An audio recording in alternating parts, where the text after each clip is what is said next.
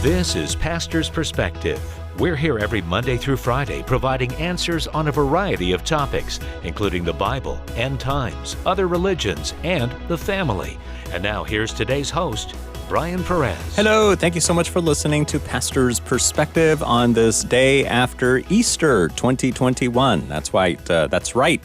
We're not live today. We normally are not live on Mondays. This program was recorded the Thursday before Easter. That being said, we do have some Easter questions on the board, so we will get to those despite the fact that it's not Easter anymore, technically or untechnically, or one of those. In the studio with me today, Brian Brodersen, the senior pastor of Calvary Chapel, Costa Mesa in Southern California. And on the Bobby Cam, we've got author and apologist Dr. Bobby Conway from the 1 Minute Apologist channel on YouTube. Hey, you guys, ready to ask or answer some questions? Let's do it. I'm going to ask some questions. Sure, go ahead. Got the doctor here. Figured I'd take advantage That's right. of his brain. How you doing, doctor? I am doing good. I'm happy to be on the program, and I am pumped to be out in Cali with you in a few weeks. Yes. Oh, good. And you know what?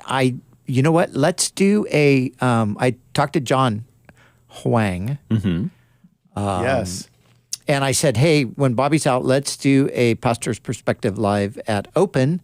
And he said, Yes. Great idea. So, okay. So bring your best answers. We're going to get in there with a bunch of, younger folk. 18 to 30-year-olds, Yeah. Yep. Brian, you're on the team. So, you're going to be there All cracking right. the jokes and all that stuff. I'll try to get some fresh do ones it. by then, too. But yeah, that's great, taking the show on the road. I wish we could do this maybe once a month, go to different churches. Maybe, I don't know. I kind of have a feeling like that's going to be in our future. But Cool. obviously, COVID is kind of blocking the path right now. Mm-hmm. So we got to get Copeland on this COVID thing and get the fire of God and just once and for all get rid of He it. needs to get that heat wave, man. That's right. I know. Hey, there's a heat wave in California right now. It is so hot outside. How hot is it? What a crazy, last week, I'm literally walking around in my, winter jacket. Yes. And I'm yes. cold. Mm-hmm. And now today, I am absolutely burning up. It's just nuts. Yep. I walked out of my house Thursday morning. It was overcast. I'm like, I thought it was going to be warm today. I guess it's not going to be. A couple hours later, when it was time to leave to come to work, oh my goodness. Okay. The heat's still here. Yep. What about in North Carolina? How Bobby's was the kind of weather? got like a jumper on, so I was wondering if it was maybe a bit chilly. Yeah, it's just a sweater. The weather has been nice here, but today the high is 50. I think the low in the morning will be 28 with the high of 50 tomorrow, and then it warms up. But 28 degrees. Yeah. And you know what I was thinking today? I was just going, okay, so would I rather be cold or would I rather be hot? And I would rather be hot. My dad used to always say, well, I would rather be cold because you could always warm up. And so I found myself meditating on his statement thinking, well, you could always warm up, but you could always turn the air conditioning on too. And so then I was like, okay, but what if you were stuck in a state of coldness or being on the hotter side? I would be stuck in a state of being on the hotter side than being chilled. Yeah. If there was no way out of either one, you probably would go for the hot, right? The warmth. Yeah. Because it's more likely you're going to freeze to death than burn to death. Mm-hmm. Yeah, right? So 50 degrees for the high, 28 for the low. I don't think I want to take Pastor's Perspective on the road to North Carolina. That's just me. I don't know. No. Well, we're going to have to wait till the weather improves. Yes. No offense to Bobby, but I'll wait till you come out here. All right, so let's get some of these questions answered. We're going to start with Edwin in California, who does have an Easter question. Welcome, Edwin, to Pastor's Perspective. Hi, gentlemen. Thank you for your service and all you guys do. So my question is, I turned on my car as you guys were answering the last question on Easter. On Thursday, yes. My question is, why do we continue to call it Easter? Why don't we just call it something like Resurrection Sunday to move away from all of those other questions about Easter and all the things associated with it? Because I feel like humans, we get into these patterns and routines, and why don't we do that? Why do we call it Easter? Because I don't know where that started or where that came from. And I have heard people in churches, they will call it Resurrection Sunday. They'll not call it Easter Sunday. But Bobby, should that be what we do? Should we cancel the term Easter so that we can all be of one accord, perhaps? I don't know. Well, there's some debate around the word itself, Easter, that it has some pagan, etymology. But others would say you can find its root in the German word for resurrection, Auferstehung. And if that's the case, that Auferstehung is kind of the word for resurrection, well, that would really align. So words do take on different meaning over time. And I think as long as we remember we're celebrating Resurrection Day, then that's great. What do you think of that, Edwin? Yeah, okay. Thank you, guys. I appreciate it. Okay. Well, just to kind of add to Edwin's thing, when I was a young pastor, I actually thought that that's what we should do. Let's just drop this Easter deal and let's just call it Resurrection Day. Let's call it what it is. And so I actually did that, for a few years, just, we're going to call it Resurrection Day.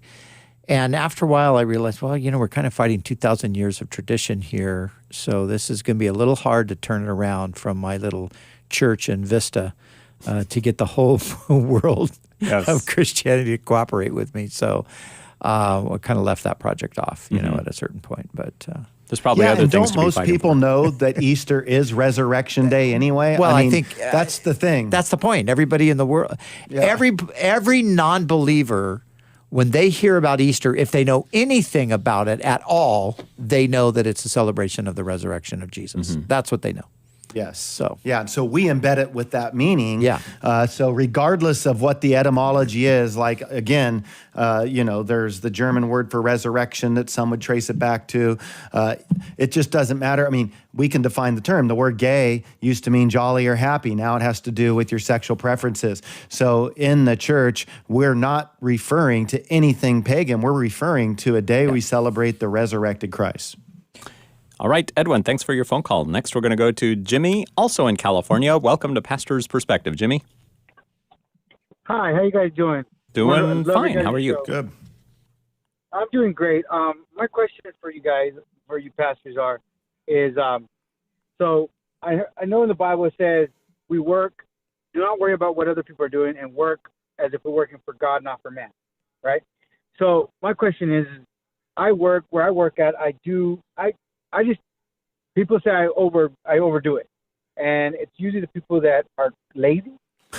And but then I get upset because I get frustrated because then I got to double back and do their work. So I'm trying to find a way that I'm following what the word says and not, I guess, how do I go by following the word but not getting upset? But yet I tell my bosses, hey, I got to double back and do this because these guys are lazy, but they're telling me to slow down. Get what I'm saying? They want you to slow down to not make them look bad? Is that what it is? I mean... Exactly. All right. Brian, what would you say? So your boss doesn't care that they're not doing their work and that you're having to double back and do it? They do, but it's gotten to the point where it's just like, that's what they do. What are we going to do? They're going to cry. They're going to go to the union, blah, blah, blah. The union. And so it's like, I'm like, okay, but and then I got partners that are like, well, we shouldn't be doing this, and I always tell them, we have to act like the way I work is I'm working like if this school is the Lord's school, or if this school, anything I do, I work as if this belongs to the Lord, which it does. Yeah, everything belongs to the Lord. So I go, this is what I do. Yeah. But then people take it, well, are you kissing butt? Or are you trying to kiss up to the boss? I'm like, no, I just do what I do, and I'm sorry if I work slow, but I get the things done. Yeah, well, I think you just keep doing what you're doing. You do it for the Lord. When you double back to make up for their laziness, you do it for the Lord then as well. And you can just keep doing it for Jesus, and that's where the joy is, and that's where you can do it regardless of what they're thinking or how they feel about it. it doesn't matter because you're doing it. You're doing it for the Lord, and who knows? I mean, maybe one day they'll get convicted and realize that Jimmy's got something going here with Jesus, and but whether they do or not, you just keep doing whatever you do with all your heart as to the Lord and not to men. I mean, that's the way to do it. Yeah. Now, Jimmy, are these coworkers of yours? Do they claim to be Christians as well? Yes, some of them do, and it's hard for me to be like, and so I'm scratching my head like, well, you guys are Christian, you guys. But it's not my place to judge. So I'm like, all right, I just let them do what they do, and I'm just like, all right, I'll just double back. I'll do what I got to do. Yeah. Well, that's your mission field, my friend. There you are. Bobby, any advice to Jimmy? Yeah, just do your best to not get disgruntled, because then you could lose your witness. And I would say we also need to remember, I wouldn't contest that, Jimmy, that you probably are working with some lazy people. That's true. Sometimes people do have different levels of capacity, though. And I think that if your great strength is to be a hardworking, don't let the evil one use that to turn into pride of looking down on others. Just work under the Lord with a humble heart. That doesn't mean you shouldn't try to encourage others around you, but be careful to not be overly rigid with them. Be compassionate. Like, maybe listen to their explanation. If someone's just juicing the system, then that makes sense. But at the end of the day, that's the boss's job to lead his team and to give directives to his team. And so you could just focus on doing your job, and guess what? Hard work, that's going to lead to promotions, and that's going to lead to other opportunities when we work hard. And that's a good thing as well. Laziness isn't often rewarded.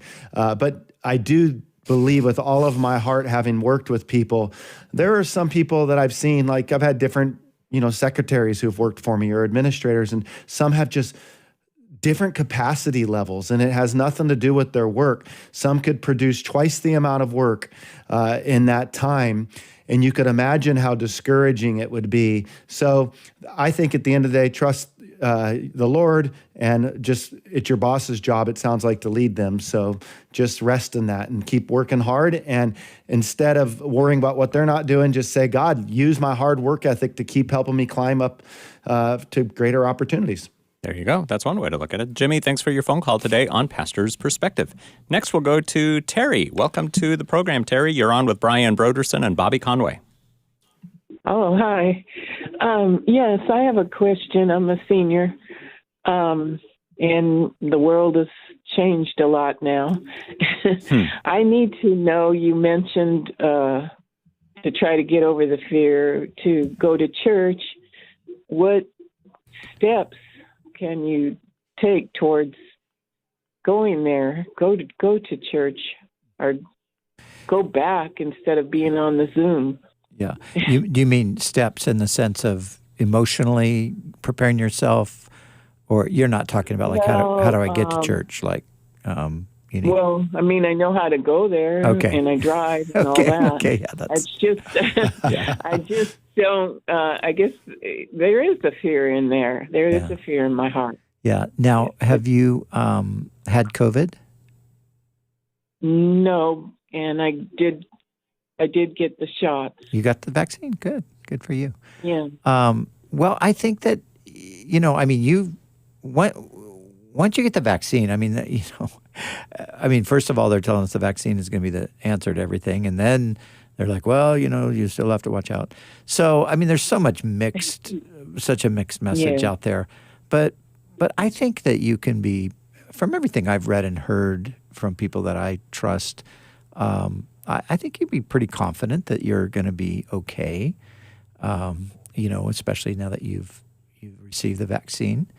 And so you just need to just take that step. And,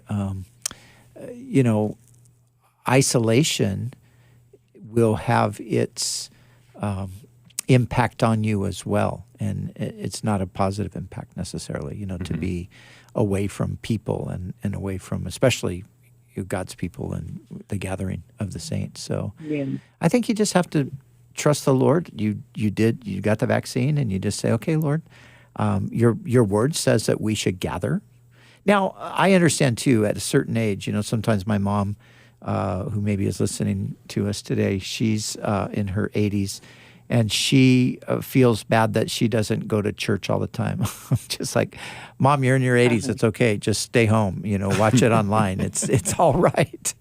So, there is a point where you legitimately can do that, and it's not like God's going to be upset with you or anything. But I think if you can get out and you've been feeling kind of isolated, it's a good thing. Yeah. Okay. Does that help? Okay. Yes, that helps. Thank you. Okay, God Terry. bless you. God bless you too. Thanks for calling us today on Pastor's Perspective. Let's go to Georgia. Here is Ezekiel. You're on with Brian Brodersen and Bobby Conway. Ezekiel, hello. Hello, pastors. Hello. It's so good to hear from you all today. It's always exciting getting these teachings and God's blessing in my life, hearing you all. Thank you all so much for the wonderful work. I want to start my question with a question. Can I ask two questions, or I'm limited to just one? It depends on how good your first question is. No, I'm joking. Yes, it'll be fine. All right, Pastor. My first question is that, sorry, I don't remember the scripture reference, but it says Jesus went and preached to the souls in prison. Yes. And so that's after his resurrection. And so my question is that which souls did he preach to, and who were the souls that were there, and who are the souls that are still there, if in fact there are any? Okay, Bobby, what would you say to Ezekiel?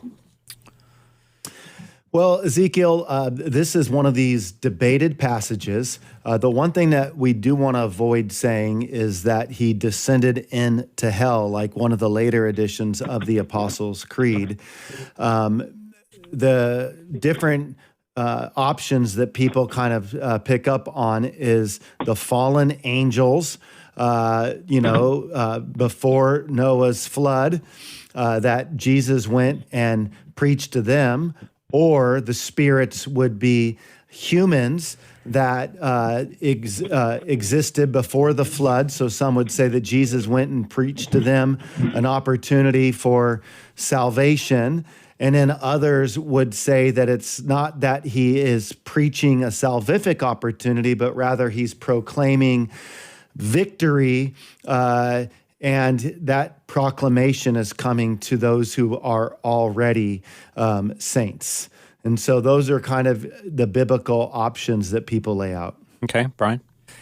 Those are the options. And, as Bobby indicated, Ezekiel, this is a notoriously difficult text to land on one, specific, like this is absolutely the proper understanding. There's been centuries of debate on just exactly what is being talked about here. So I don't think we're going to solve the mystery today. Right. So, you can, I've kind of gone back and forth at times, from, at one point feeling like it was, the souls that died, it says specifically that died during the flood, that maybe because, there could have been a very large population on the earth. They hadn't had a gospel presentation. Some people say, oh, absolutely not. There's no chance. That would be like a second chance after death. Well, maybe, but it only would have been that one time. So that's how I would have argued that. But then I've also thought, well, maybe it is kind of a proclamation to the spirits, the evil spirits of the victory of Christ over them. Some even say, and I don't know if you mentioned this one, Bobby, that it's actually not referring to the spirits so much as the living people at the time of the flood. Through the Spirit, Noah was preaching to them the gospel. They weren't dead yet; they're dead now. So, yeah. So it's one of those passages it's not easy to unravel. What do you think, Ezekiel? That's great stuff. Thank you all so much. That's wonderful. It creates a lot of doubt in my mind. Great. All right, great. So did you have another question? Yes, sir. My other question was about dancing. So I have my wife gone back and forth a little bit about the fact that if dancing is right or not. And so as Christians, I just want to get a perspective on that. I think as long as you're a good dancer, it's okay. Because if you're looking like, no. That coming from a guy who's got 2 left feet, so I think I can say that. Dancing, is it okay to dance? Bobby, what do you and Heather do? Well, I got to say that my wife loves to dance, and I loathe it. I do think that there's appropriate dancing and there's inappropriate dancing. David danced before the Lord. So there can be even, I think, a dancing before the Lord, so to speak. I remember when my parents took us on a cruise many years ago, and there was this club called the White Heat. And each night they had a dance. And, I would just try to distract my wife when we were walking by there going, hey, look out the window over there, because I didn't want her to get me engaged in this. And she said, you are going to owe me a dance by the end of this cruise. And I thought, my goodness, I would debate, do I jump overboard? Do I dance? And we kept going through this process. And sure enough, finally the last night comes and we go into the White Heat. The name made me nervous. And I'm one of these guys, like, they say that, white man can't dance. I can't. I mean, I look like I need WD-40. I'm rusted out. My wife walks out on the dance floor. She is smooth as oil. And she just starts dancing and kind of giving her hands, saying, come on out here, baby. And I'm sweating and I'm nervous and I drop my head down and I kind of walk out to her, trembling in fear. And, I really don't know what to do. She's dancing around me. It made me nervous. We're like the only ones on the floor. So I kind of just throw my arm out, just kind of just gesture, just throw the arm out. Kind of like a John Travolta sort of a gesture. Yeah, yes. Yeah, exactly. I kind of went Travolta on her. But the problem is this place was placated with TV screens. You could show the whole floor and around. And so what ends up happening is I kept my head down and kind of threw my arm out and I look up and everywhere you look, we're up on the screen. And it was so humiliating. And so can a husband and wife dance? Well, I feel like I was loving my wife in the name of Jesus. And I think that might have been my greatest act of selfless love at the White Heat that night on the dance floor. Wow. So it was captured on video. There might be video out there. I'm looking on YouTube to try to find it. I might have found it right here. There was a moment, though, that was, as they say, TMI. There was just a little too much information flowing there for just a second. So Ezekiel, I'm sure Bobby really ministered to you through that story. Yeah, very biblical ground and answer. Did that help you at all? Yes, sir. Thank you so much. It did. All right. Well, you and your wife, you guys have a great time dancing. Yes, and thanks for listening on Freedom Radio FM there in Marietta, Georgia. I am the world's worst dancer. And actually... No, I am. No. Okay. Talk to my wife. Okay. And she will tell you. I thought I said I was. My daughter, my youngest daughter got married, I don't know, 7 or 8 years ago now, maybe longer. But I had, danced with her at her wedding, and she's just like, Dad, this is really bad. I thought you knew how to dance. I was like, whatever made you think that? Right. I never gave that impression. But yes, my family has dubbed me like the absolute worst dancer. So I think people just assume because you listen to so much music, good music, you must know how to dance to it. Yeah, but it's not dancing music. Rock and roll, you don't really. I guess you dance to it. Do you ever remember? Do you remember I think it was Pigpen in Charlie Brown shows. Pigpen used to do this dance where he would just stand in the middle of the floor And, there was like a cloud around him all the time, Yes. right? Because he was this dirty little kid. But he would just sort of put his head down, and then he would move his feet slightly. And that's kind of the way I dance. Oh, yes. I kind of do the pig pen. Yes. I know exactly what you mean. All right. This is Pastor's Perspective. And I've got the little peanuts thing here on the... Well, I can play bass too. So there's pig pen playing bass. Yeah, that's great.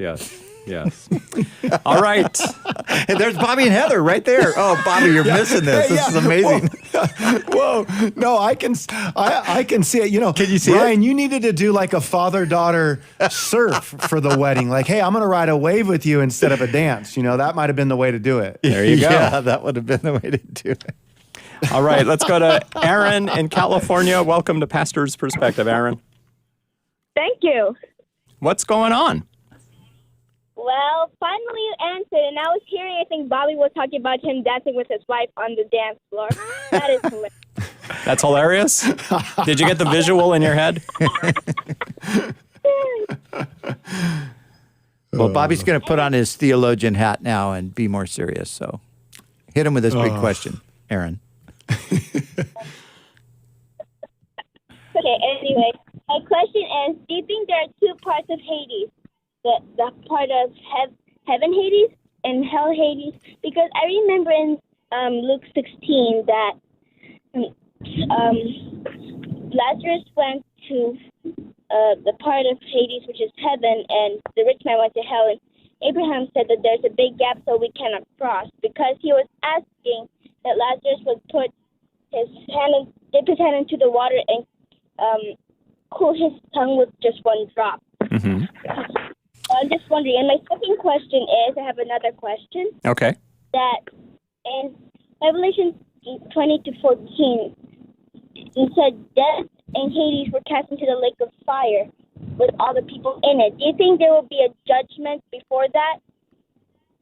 Are you sure you're 11 years old? Yeah, I got a question. Before we even answer this, I just want to know, where are you preaching this Sunday? Because we want to go. Yeah, we want to come. What do you mean? Oh, Okay, Bobby. yeah.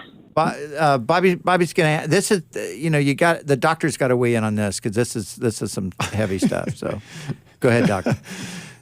Yeah, well, I'll take the first one and let Pastor Brian take the second one. But for the record, I do love listening to Pastor Brian field questions from our youngsters. That grandfather in him is just beautiful to behold. But I will say, Aaron, I'm thankful for your call. You obviously are very thoughtful. And I think that that's really encouraging to see you pondering some of the questions that you are. And for all of us adults listening, may we be encouraged. Yes. And I would also say, Aaron, it's encouraging because when I hear you, I want to encourage. I would imagine you have a mom and dad that's investing in you. You probably got some strong, godly parents. And there's a good example of what good discipleship can do in the home. To answer your question, are there two compartments? Well, when you look at this, what you really do see here is, yes, on one side you got paradise, and the other side you've got Gehenna. There's this chasm between the lost and the saved that is fixed. Now, whether or not like you can see through one side or whatever, there's a lot of ambiguity with that. There's clearly two compartments from the standpoint that there's one place called hell, one place called heaven, right? Like they're different places.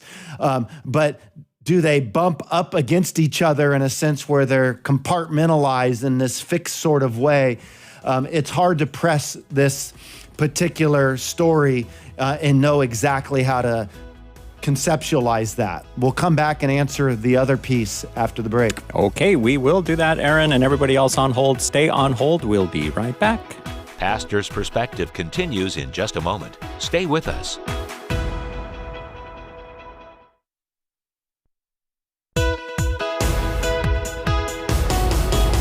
Welcome back. Pastor's Perspective continues. And now, here's today's host, Brian Perez. Thanks for listening to Pastor's Perspective, also known as Our Young Listeners Have the Greatest Questions in the World. We are so blessed to hear from the young people. And right before the break, we were talking to Aaron, answering his question about the 2 compartments in Hades. And Bobby, the music started before you. Oh, no, I think you did finish the question. Did you? Did you finish the answer? You did. Yep. Okay, so Brian, you were going to do the second question. Yes, and the answer is yes. So death and Hades are the last thing thrown into the lake of fire. So the Great White Throne Judgment, Revelation chapter 21, and there you have all whose names are not written in the book of life are thrown into the lake of fire, where the beast and the false prophet are, and then finally death and Hades are thrown in there as well. So that is the end of sin and death at that point. All right. So, Aaron, what do you think? Or should we call you Pastor Aaron? Pastor Aaron. But for one thing, I want to ask a question. Do you boy or a girl? What was that? Do you think I'm a boy or a girl? This is not part of it. This is not part of your... Well, I'm looking at how your name is spelled on the screen. Unless we spelled your name wrong, I don't know. Now, I think you're a girl. Yeah, I am, but nobody gets my spelling right. What does it say over there on the screen? It should be spelled E-R-I-N, right? Nope, A-E-R-Y-N. Oh, my goodness. Wait, say that again? No, that's a real special one. Yeah, say it again, please. Yep. A-E-R-Y-N. R-Y-N. A-E-I-O-U. Got it. Hey, okay, Aaron, I want to tell you this. When you were asking those questions, because your name was spelled like the boy's name here on the screen, you know, like the brother of Moses. But I was thinking in my mind, Aaron is a girl. I could just tell there was just something in your voice. I thought, this is a girl. And boy, is she a smarty. Mm-hmm. Mm-hmm. She sure is. Yeah, I have an 11-year-old grandson. He's smart, too. He's really, really bright. You guys could have a good conversation sometime. Over a cup of hot cocoa or something. Yes. All right, Aaron, thanks for your phone call today. We look forward to hearing from you again. Let's go to... Here it is, Edwin. Here he is in California. Welcome to Pastor's Perspective. Hey, pastors. Thanks again. So my question is about James, Jesus' brother in the Bible. So Right. I just started a MDiv program, and one of the textbooks was talking about how I'm sorry, if you hear other noises because I'm in a car wash right now. I apologize.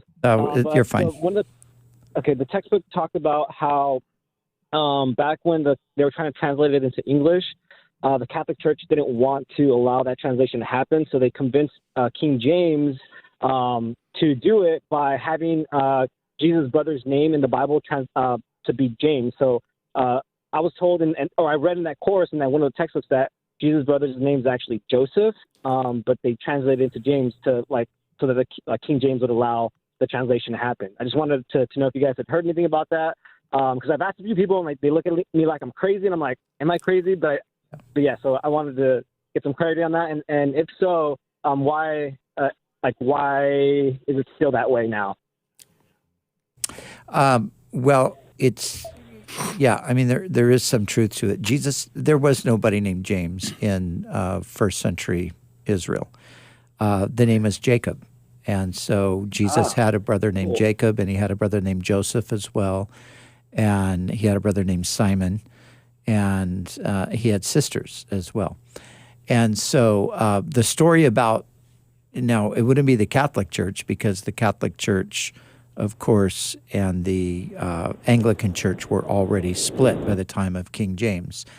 But I have heard that as well, that it was, to court the king's favor, that they used James as the translation for Jacob. Bobby, have you ever heard that? Yeah, that's really interesting. But as far as hearing it the way that the king was courted in that way, I have not. But you are correct, because I'm sitting here just kind of even taking James back into the Greek, and it is the Greek word for Jacob. So that is an interesting thought when you think about it, why we don't put Jacob there. It makes me want to dig into that a little bit myself. It's kind of interesting. Yeah, Peter, James, John in a sailboat. We got to change it. Cephas, Jacob, and Johanan in a sailboat. Yeah, that's right. Johanan is exactly right. Yes, and Ichabos. So Edwin, did that help? Edwin, are you there? Yes. Still there? I'm here. That You helped? forgot. He's washing his car, so that's probably why he can't hear us. Yeah, sorry about that. Yeah, thank you guys. It did help a lot because I kept asking people, and they just looked at me like I'm crazy. I'm like, am I crazy? Like, I need to know. Okay, so hey, where are you doing your MDiv? I'm doing it currently online at Liberty because I'm currently in the National Guard trying to be a chaplain eventually. So cool. Just started it, so got a long road ahead of me. Cool, that's awesome. We've got two young guys who are chaplains who are just finished their MDiv through Veritas Seminary, and they're going to be coming on staff with us for the next couple of years to finish up their requirements for their chaplaincy for the Army. Yeah. Very nice. Awesome. Yeah, I'm still trying to get endorsed. Thank you, guys. You're welcome. Bobby's got a word for us. Well, yeah, I'm looking in BDAG, which is kind of the place to go when you're trying to understand some of the original language. And it does say, as it relates to James, that the Oxford English Dictionary on page or offers kind of history of how James' name came about. And so you might want to go online, look up the Oxford English Dictionary. In fact, I might be interested to go do that myself after the fact. But BDAG has definitely, it's interesting though, because you get these Greek scholars who are like, for example, take the ESV. Why are they keeping the name James there? That's what I'm wondering, because when I'm looking at the Greek, when I'm taking James and I'm translating it back in, or I'm backing it into its Greek word, it's Jacob. Yeah. So now I kind of want to know, why aren't we carrying that over? How did that get stuck here? Yeah. And so that's just an interesting thought. I think in the, what's it called? It's the translation by Stern. It's like the Hebrew, it's kind of like a messianic translation. And I think in there he does I think he definitely goes back to the actual Jacob. But I can't remember the name of that translation. That would be good. Yeah. Yeah, no, that's good. All right. The Jewish New Testament? Yeah, the Jewish New Testament. I think that's it, yeah. Yeah.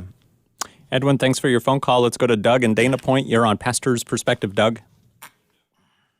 Hi, pastors. Thanks for taking my question. Sure, Doug. So my question is, for those of us in the Lord, when we die, what bodily form do we take on in heaven? And there's some scriptures I've been looking at. First of all, when Jesus died after the resurrection, the tomb was empty, and he appeared to people. Some of them didn't recognize him at first, but then it seems that once they got closer, they were able to recognize him. But he had some sort of bodily form because he was eating, and he showed Thomas his hands. Mm-hmm. There's some indication he was able to walk through walls. And then also Paul, when he went to the third heaven, he says, paraphrasing, I do not know if I was in the body or out of the body. Only God knows. Mm-hmm. But I do. Yeah, it was a paradise that I was in. And then we know 1 Corinthians chapter 15 talks about it, and 2 Corinthians chapter 4. Okay. And the reason I'm asking is because my 93-year-old mom just passed, and I was present with her, holding her hand when she drew her last breath. And obviously, like all of us, her body was still there. However, Jesus' resurrection, he was the first fruit. So apparently the way he died and the tomb was empty is different than the way it happens for the rest of us. Okay. Brian, what would you say? Well, I'm not quite sure about that last statement there. the way he died was different than the rest of us. I think he died exactly like the rest of us, but he rose. That's the difference. And you're hinting at that, and the Gospels are hinting at that. It never really gives us an explanation why Jesus was, in some sense, not as recognizable. But people have speculated that he was still bearing sort of the marks of the beating and those kinds of things that he took in the process of going to the cross. So he was disfigured. I think that's probably that's a bit of a stretch to me. I don't think they didn't recognize him because, oh my gosh, look at this guy. He's all swollen and beaten black and blue and all of that. But obviously he is a resurrected human being now, and his body, his features, there's something about him that's different. He's not in a glorified body in the sense of like we see in maybe the book of Revelation, for example, where John has a vision of the glorified Christ whose eyes are like a flame of fire and his feet are bronze and that. But, his body is definitely a resurrected body. So it does have a different appearance to some extent. But they, it's like it says things like, no one dared ask him, for they knew it was the Lord. So it's like, okay, we know this is Jesus, but there was something different enough about him. And you think of on the road to Emmaus, as he's walking along with the two there, and they don't recognize him at all until he breaks the bread with them at the meal. And people there say it was probably because of the scars were revealed in his wrist when he lifted the bread to heaven. That's how they recognized him. So we don't know. What do you think, Bobby? I wonder, I was thinking about his journey on the road to Emmaus, and it made me think about that a little bit. I mean, I just think the glorified body, it seems as if the identity could be clearly revealed. I mean, like, you think about the vision in the book of Revelation, like, well, that's like a completely different picture. Like, well, some might just say, well, that's just a vision. Others might say, well, no, he was seeing the Lord like in a kind of more of a fully revealed kind of a state. I just kind of would see like this glorified body can nuance itself for whatever purpose it has. And so it's a nuanced body. And so it could be disclosed, it could be heavily revealed, because when you see the data in his resurrection appearances, there's different things going on. Wow, we knew this was him. We weren't sure this was him. Is this you, Lord? This is definitely you. And so it makes me think there's different things going on with his body, at least in the 40 days where he was appearing for the purpose of pulling off whatever he needed to pull off or pull out of his disciples. All right. Want to get to some more phone calls, but first, Doug, did that help you? Well, the core of my question was, when we die, are we in a resurrected body in heaven, or is it unknown? Well, the resurrection is going to happen at a future date, and I think that's when the body is brought back together with the spirit. So this is just speculation, but it seems to me that in the interim period, like for everybody who's died in faith between the time of Jesus and today, that they have a body, but it's not their physical body. It's like a spirit body. I think it's probably like what angels are. Angels are not material beings. They are spiritual beings. And so I would just guess myself that that's how the saints are presently until the day of their body being reunited with their spirit. Doug, thank you for calling us today on Pastor's Perspective. Sherry, you are so very next. Welcome to the program. You're on with Brian Brodersen and Bobby Conway. Good afternoon, gentlemen. Hello. Hi, Sherry. Hello. I have a question in regard to when we are talking with and sharing the gospel and discussing scripture with friends that may not be believers or those who are not super clear on scripture, and they want to, or they have the idea that with the New Testament, we go by New Testament only because we have that. It completely cancels out the Old Testament, whether it's about dietary, whether it's about homosexuality, whether it's about adorning ourselves. So what do we say and how do we explain that we just don't disregard all of Old Testament because we have the New Testament? Okay, Bobby, what would you say? We'll start with you. I think that we start with Jesus, and he gave us kind of the statement, I did not come to abolish the law, but rather to fulfill it. And so I think that Jesus fulfills the law. Not only that, Jesus had a high value of the scriptures. He opened the scriptures. He said that he fulfills the scriptures. And so how would we know that Jesus fulfills the Old Testament if we don't know what the Old Testament is that he's fulfilling? How would we know what Hebrews is talking about without the background of the book of Leviticus? How would we know what Matthew 19 is referring to, that God took a husband and a wife and joined one flesh, if we didn't have the book of Genesis? How would we know that Jonah was in the belly of a fish for 3 days and 3 nights, as Jesus said, and he said that the Son of Man too will be in the belly of the earth 3 days and 3 nights, without the book of Jonah? How would we know that John saw Jesus in his pre-incarnate state, according to John chapter 12, without Isaiah chapter 6? How would we know that Jesus is the suffering servant without Isaiah chapter 53? So all that to say, how would we know that prophecies are fulfilled from the Old Testament without the New Testament? So people who want to just eradicate the Old Testament, I think that they're just... they're not even thinking. Their argument can be exploded. And so I think it's really, really problematic. It's not our job to approach the Bible like TCBY and kind of taste the sweetness of the New Testament and say the Old Testament's bitter and chuck it. Nope. We can't come up with our own Jeffersonian Bible where we just kind of have we cut out what we don't like, or our own Jesus seminar Bible. Jesus would want us to take all of Scripture. All Scripture is God-breathed, Paul says, and that's where we got to land.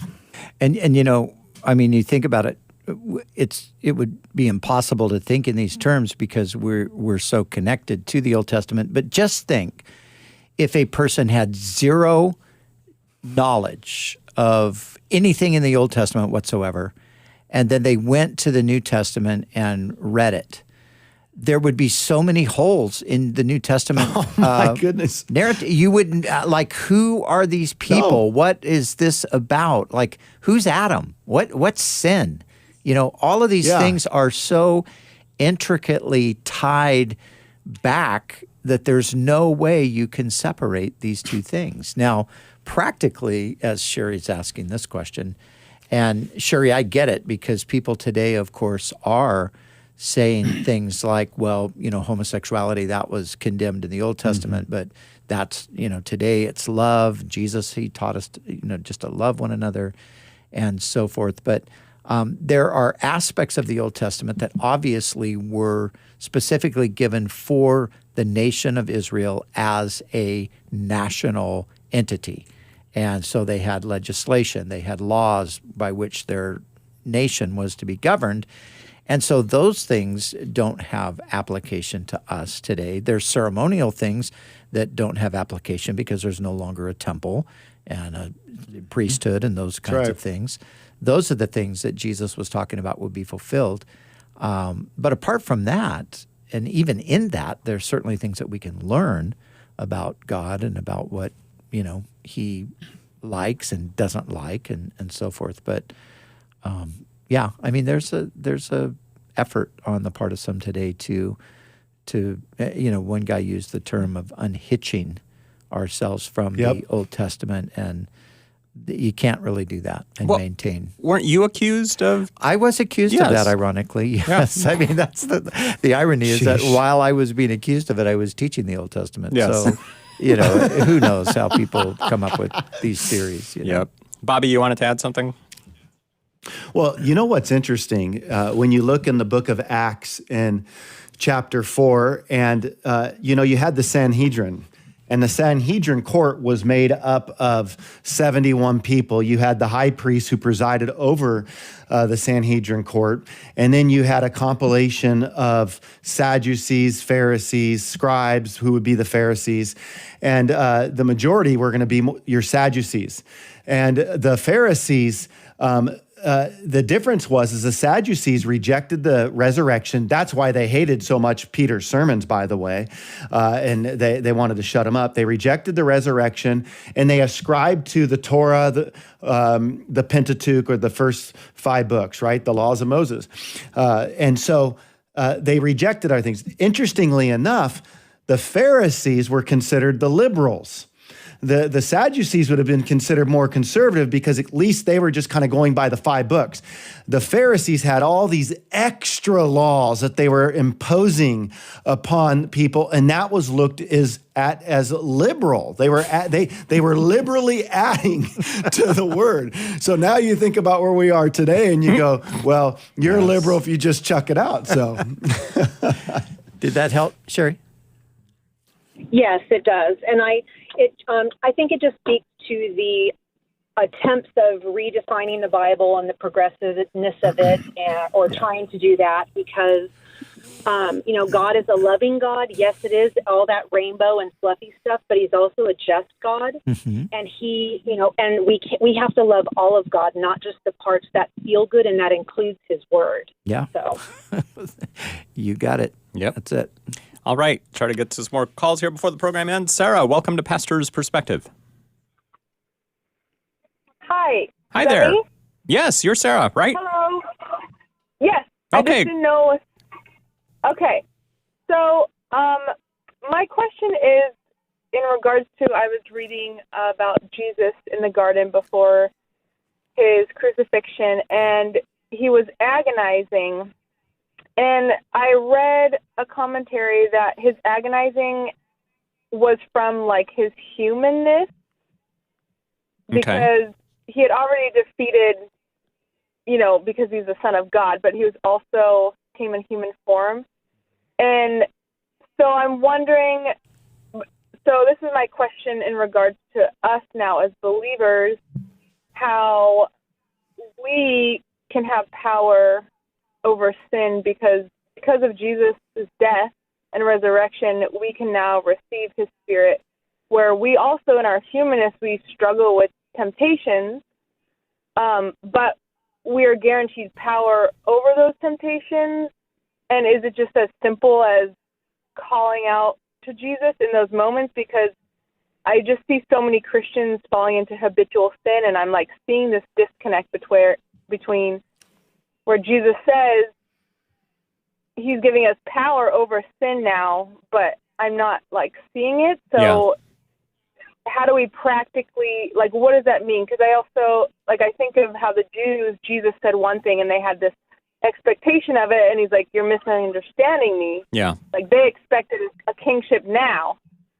Okay. So how do we, like, I don't want to, when counseling like a Christian brother or sister who keeps falling into the same sin, I don't want to just give them like a false hope or a Band-Aid scripture. Like, how do we practically, and is it as simple as just calling out to Jesus? All right. What do you guys think? Well, I mean, it is as simple as calling out to Jesus, but calling out to Jesus is... It's not a magic word. Yeah, exactly. It's not like, I'm just going to say the name Jesus and everything's going to be fine. I got to call out to Jesus and surrender to Him simultaneously and say, Jesus, save me from myself, save me from sin. And I have to be ready to obey Him. And I think this is the problem, I think, that you're describing is just it's almost like we just have a chronic disobedience going on among believers today. And, some are doing it out of ignorance. Some are doing it just simply willfully, and they fooled themselves into thinking God doesn't really care so much about these things. Times have changed. It's not what it used to be, and it's not an easy thing to just give a quick answer to, because every person's different as well. So, and we're out of time. Sarah, thanks for your phone call, and we will be back tomorrow from 3 to 4 p.m. Pacific time, and would love to hear from you then. 888-564-6173. Write it down. Call us tomorrow. We open up the lines about 7 minutes before the program begins. For Brian Brodersen and Bobby Conway, I'm Brian Perez. Have a great evening. God bless you. Bye-bye. Thanks for listening to Pastor's Perspective. We trust you've been blessed and had your question answered. Join us Monday through Friday and follow us on Facebook at facebook.com/pastorsperspective. The preceding was sponsored by Calvary Chapel, Costa Mesa, California.